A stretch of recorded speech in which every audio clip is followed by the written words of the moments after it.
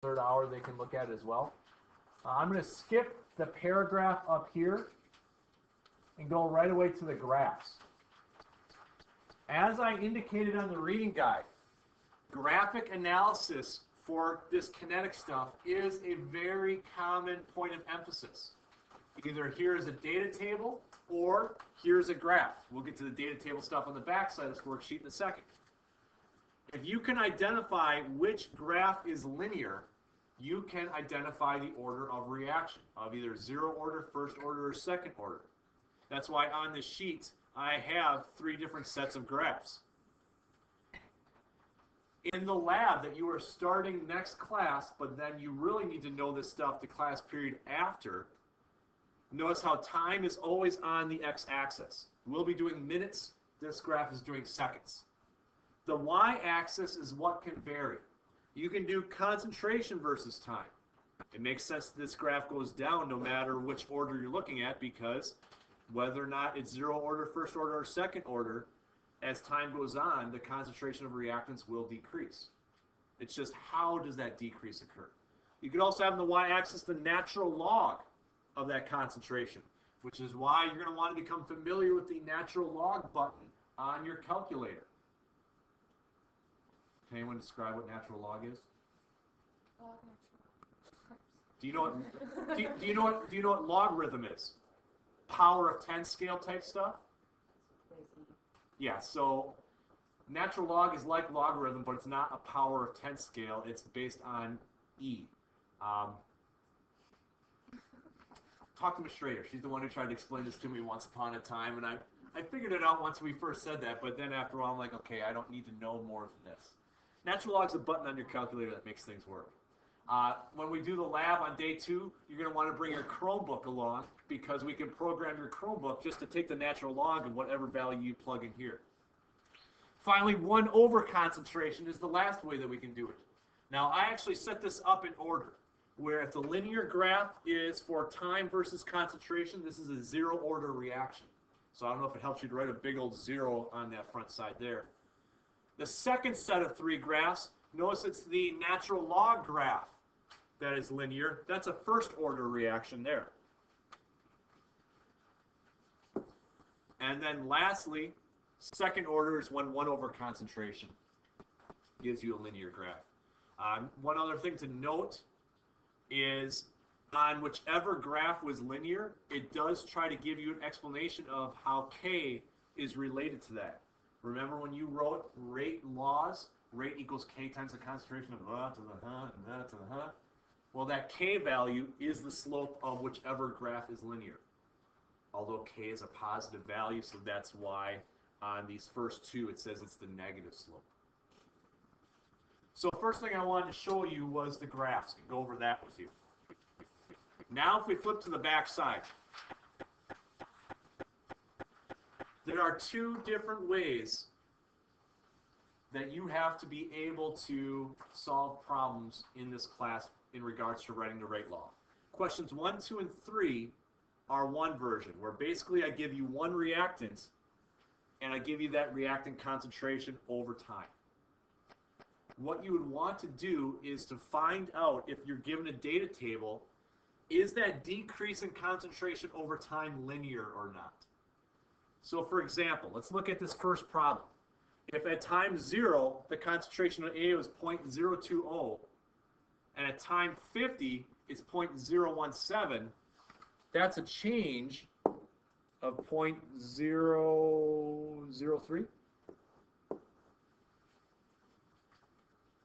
Right? Okay, good. I'd have to re-record this next time, because I did something wrong here. Now, the next time interval, from 50 seconds to 100 seconds. So the same amount of time has passed. It goes from 0.017 to 0.0146. That change is 0.0024. Is 0.003 the same as 0.0024? No. That change is not linear. It's not the same. And if it's not a linear change, when it's just the concentration, it cannot be zero order.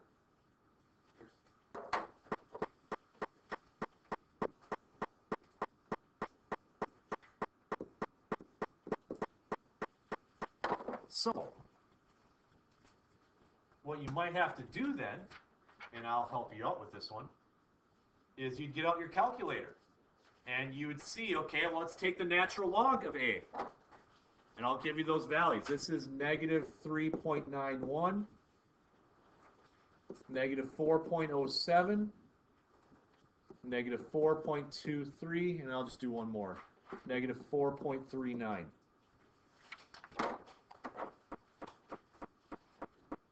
If I were to look at the difference, the change in this over time, this first one looks like it's going to change by 0.16. Second one looks like it's going to change by 0.16. Third one looks like it's going to change by 0.16. This is linear. This is the same change. If I were to graph this, it would give me a straight line, which is why I know this first problem is first order. So the two ways that you would have to identify it is either by looking at the graph or by looking at the data and seeing how the data changes. I will do one with you, this second one right here. If I look at the second one, okay, going from 0 to 100 seconds, my concentration goes from 0.070 to 0.015. That is a difference of 0.055.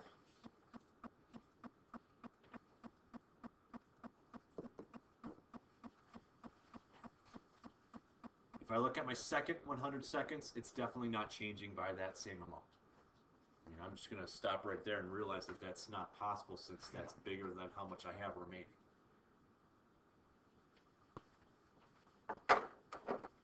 If I take the natural log of NO2, again, I will just give you those values right now instead of you typing them in. But it is still a number you should be, or a button on your calculator you should be familiar with. I get negative 2.66, negative 4.20, and negative 4.78. I'm not going to even bother with the last one, because if you look at the difference in natural log between the first two trials, that's around 1.54. The second one is not near that. It's 0.58 instead. That's not linear. How about 1 over the concentration of NO2? If I take 1 divided by that, it gets me 14.3. Then 66.7, 119.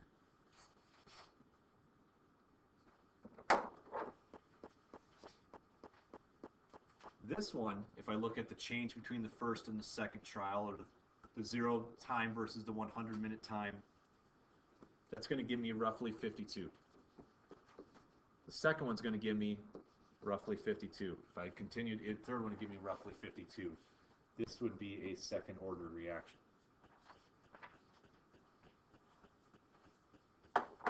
So all that I'm going over right now is I could give you the graph right away, or I could give you a data table and you kind of have to figure out the graph without graphing it yourself.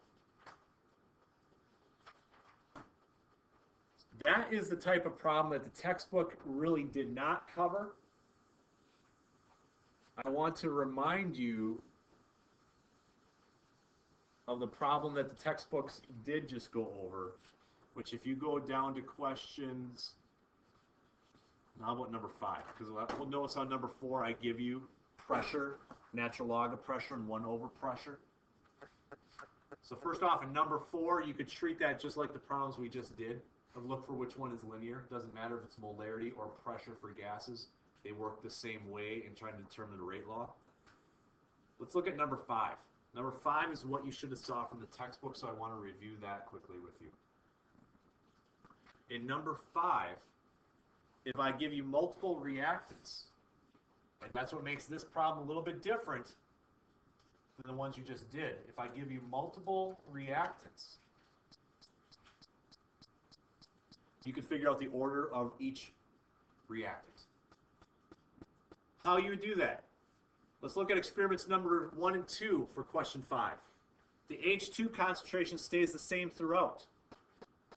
If I go from trial 2 to trial 1, I double my NO concentration. My rate quadruples. So if you double something and the rate quadruples, that must mean for NO, it's second order.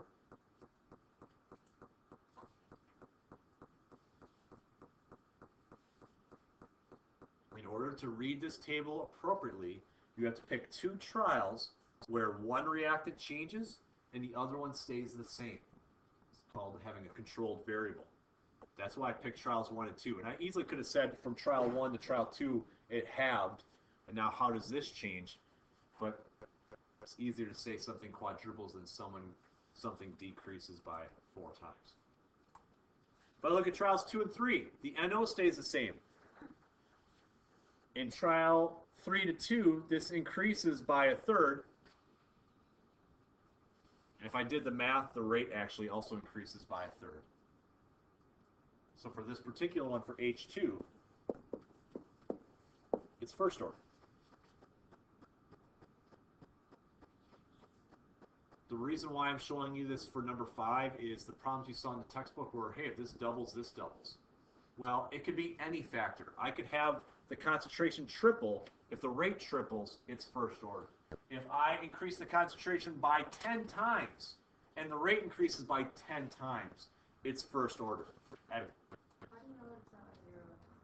If it was 0 order, when I go from trial 3 to 2, when I increase the H2 concentration, the rate would stay the same. So 0 order means changing that reactant has 0 effect on the rate. And the rate is changing by a factor. That factor just happens to be the same factor that this is increased by. So the error is in the top value then. Maybe that's the experiment number 1. Can you repeat that? So is that pattern doesn't match up with the experiment number 1? Now, experiment number 1 versus experiment number 3, are you looking at? Well, so if you look at experiment number 1 and experiment number 2, it doesn't follow the same pattern. But in experiment 1 and 2, it's the NO that's changing. So when the NO changes by twice as much, the rate quadrupled. But in experiments 2 versus 3, it's the H2 that's changing instead. So that's why you kind of have to keep track of, I have to make sure this thing is the same. Because if I look at this next one here, I would have to pick trials 1 and 3 where this stays the same to see what happens to A. So you only change one at a time. That's why. Yes. I was looking Yeah, at exactly. it. And then, I see. yeah, and then these two would stay the same for the other trial. Okay, so if you were to write the rate law for this, it'd be rate equals, sorry, I'm running out of room, K times that. And as you hopefully saw, because I think everyone got to that top problem on the back side, you could take any row across, plug in those values and solve. That could give you the rate constant. Quite frankly, if we do our lab correctly next week, the graphs that we make will give us the rate constant because it'll give us a slope. One last thing I want to mention on this. When describing this reaction, we could say it's second order in terms of NO. We could say it's first order in terms of H2. If we wanted to give the overall rate of reaction, you would add up the rates of the different reactants and say this is third order overall. I believe WebAssign will have at least one question like that. It's very common that on your Part A, Part B, Part C type questions that the College Board or even I would give you, it would ask for what's the order for this reactant? What's the overall order of reaction? Now, there are times that the overall order of reaction does equal the rate of one particular reactant. It would just have to be 0 order for the other reactant for that to occur. So again, on this sheet, either you're given one reactant, and then you have to find out, hey, which change is linear? Concentration change, natural log change, 1 over concentration change. If you're given more than one reactant, which usually is more common, like in questions 5 and 6, this data table and how to read that is what you'd have to do. Is there questions on this? How do you write out the ones with the gas? Okay, so number 6. We can do number 6 quick. Notice in trials 1 and 2, the pressure of A is the same. The pressure of B triples. Does the rate change when we triple the pressure of B? No, it doesn't change at all. Which means what order is it for pressure of B? 0. So instead of writing concentration in a bracket, I would just say pressure of B to the 0 power. Then if I look at trials 1 and 3, where A stays the same, where B stays the same, when A doubles, the rate doubles.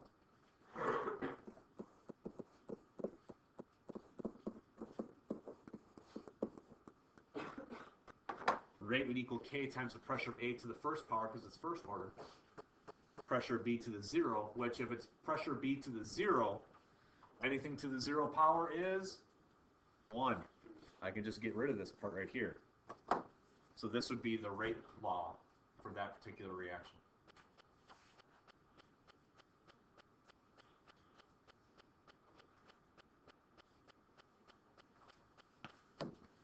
Okay, so what we're going to talk about is activation energy. A little bit of what we did in Chem 1 with the graphs. We're going to bring it up right now as well. To start with, however, how do reactions occur? If you have more than one reactant, they have to collide with one another. Reactants have to come into contact with one another in order for them to actually react. Now, if you only have one reactant, then usually that one reactant has to collide with another of its own. We're going to see a little bit vibrational energy is going to take part of this. Now, I say this is similar to kinetic molecular theory of gases because we know when you heat up a gas, it moves faster. Now, we can relate that to pressure if you want to, but we can also relate in chemical reactions. Molecules moving faster, meaning molecules hitting each other harder. And if they hit each other harder, they're more likely to break apart. However, one of the things we have to go over today is not every collision will lead to a reaction. Just because you hit them hard together does not mean they will actually change. The analogy I like to use here is if you are at a sporting event that has the pep band playing. Not that I'm the most patriotic person in the world, but isn't the Star Spangled Banner one of the things you'd like to hear the pep band play? Instead of, I was at a girls' basketball game recently where they played a recording of someone singing. Come on, we could have someone actually sing it or the band play it. And what's the number one part of the Star Spangled Banner that people sing along to? Not the words, it's the boom part, right? Because you can be tone deaf and still play the bass and the cymbals. Now, if you had someone playing the cymbals for a Star Spangled Banner and they were timid and they just did tap, no one's going to hear the part of the Star Spangled Banner, one of the best parts of it. If you had someone who was a complete numbskull and did not know how to actually have two cymbals hit together, do we have any percussionists in this room? So, can I hit them together completely flat? I mean, simmer, but no. They might work a little bit. Can't they actually stick together if I hit them perfectly together flat? I don't know. I think they can. You're supposed to kind of hit them across. You turn them around and hit them the opposite way, they're not going to do very good either because your hands are hitting instead. It doesn't matter how hard you swing if you're not swinging, or if I try the narrow end. I'm going to have the two narrow ends hit because I want to see what happens with cymbals like that. No, you use the flat ends and you hit them across. You clap your hands like this, not like this. Doesn't matter how hard I hit my hands together like this, you don't hear much.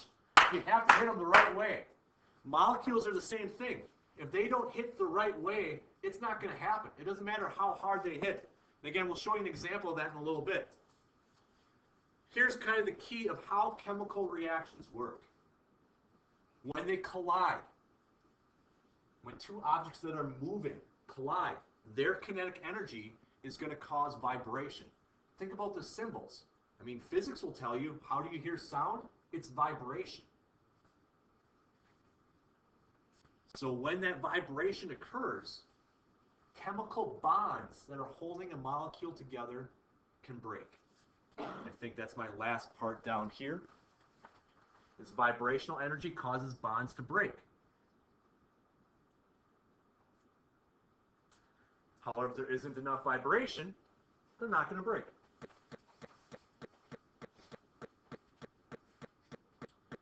This is the only big slide of text, by the way. So, sorry that I have it all in one.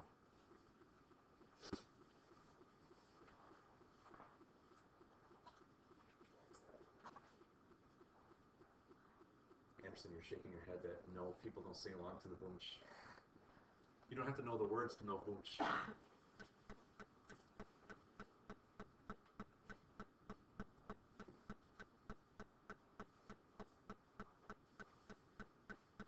So again, collision theory is all about how do they hit each other. And it's a very common short answer question that goes beyond math. All of a sudden, we increase the temperature, will it be more likely for the reaction to speed up or not? Well, yeah. When you increase the temperature, things are moving faster. They're more likely to hit each other, so there's more collisions. That's the very top part, the number of collisions per second. But now those collisions are even a little bit harder. Again, if you want to throw a baseball at a window to break a window, you have to throw it hard enough. If you don't, it's just going to bounce off. And that's the second part here that I'm talking about with this third bullet point on down, is that when they collide, energy is converted from one form to another. Now, we didn't really bring this up in Chem 1. Instead, what we wanted you to know was something called activation energy, and the graphs specifically. Again, even in Chem 1, we try to emphasize graphic analysis whenever possible. So perhaps this graph looks familiar to you. Activation energy is defined as the minimum amount of energy required for a chemical reaction to occur. So how hard must they have to hit? I'm going to show you over the course of these last two slides two different graphs that look very similar in shape, but the starting and the ending point are different. Notice on this graph, the reactants, and I'm sorry that's a little blurry, the reactants that start off on the left side are at a higher energy than the products. They're on the right-hand side. That means start to finish, energy is given off in this reaction. And if energy is given off, this is an exothermic graph for an exothermic reaction. EA is the peak, the hill. Energy must be overcome first to break things apart. Then new products can form. In Chem 1, we'd have you do things like we'd give numerical values on the y-axis, and you could actually tell us what is the activation energy. Again, that's just from our starting point to the top of the hill. In Chem 1, we'd give you things like the bottom energy then as well, so we could tell you what's the difference in energy here. Products minus reactants, it's a negative value, it's exothermic. So this is an activation energy curve for an exothermic reaction. I know it's exothermic because the products are lower than the reactants. I know it's an activation energy curve because you have to first get up the hill before you can go back down.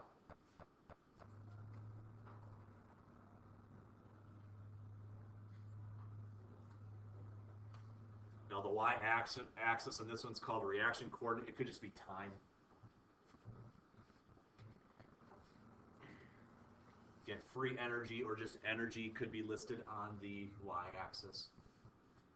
My last graph then is going to be the second type of reaction. If it's not exothermic, it is endothermic. Here's an endothermic graph. Notice how the reactants start lower than the products. one of the things that I've pointed out is at the very top of that graph is what's called an activation complex. I'm going to show you an animation for that in a little bit. And that animation is going to show you that there's kind of this transition state. What we have to get into today, just a touch, but more next class period, is when reactants form products, it's not as simple as this immediately turns into that. There's usually intermediates that have been created. Those intermediates, we really don't think about too much. We certainly didn't think about it in Chem 1. But starting next class, we have to think about those intermediates a little bit more. The balanced equation is a simplification of what's actually happening. Like remember on the final when a lot of you lost points because you didn't simplify the reaction. The balanced equation is just supposed to be the bare minimum of what is actually occurring. Start or finish. Doesn't matter too much in the middle. Get endothermic, big hill to climb, got to put in a lot of energy. They have to hit each other hard to form those products.